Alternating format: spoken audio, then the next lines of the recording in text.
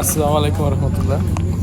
এখন তো মনে করেন যে বর্ষার সিজন, সবাই মাছ টাছ ধরবো, এদিক দিয়ে পানি টানি বাড়ছে, তো মাছ ধরার লেগে এই ডিমগুলা খুব কাজে। ভালোই তো, খারাপ না। মেলাডি বানাইছে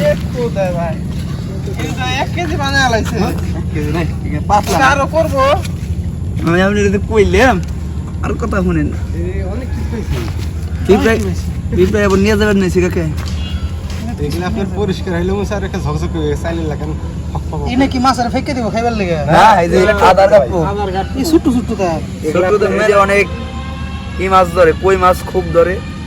আপনি দেখতে পারেন, ট্রাই করে একদিন আমার সাথে মাছ ধরতে যায়, ঠিক আছে না? এগুলা কই থেকে পাইছস? গাছে ওই যে আমার এক বড় ভাই বানতেছে ডিম আবের বিড়ি করে।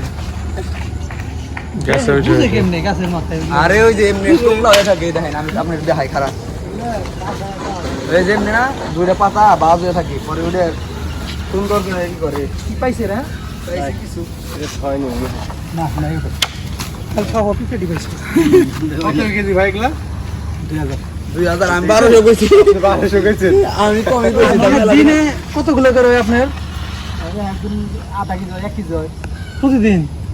আপনি ওদিক যে হারে না, ওদিক বাদুরে নিয়ে অনেকে গাছে পারে না, ওইদিক দিয়ে আইছি আইছেন না?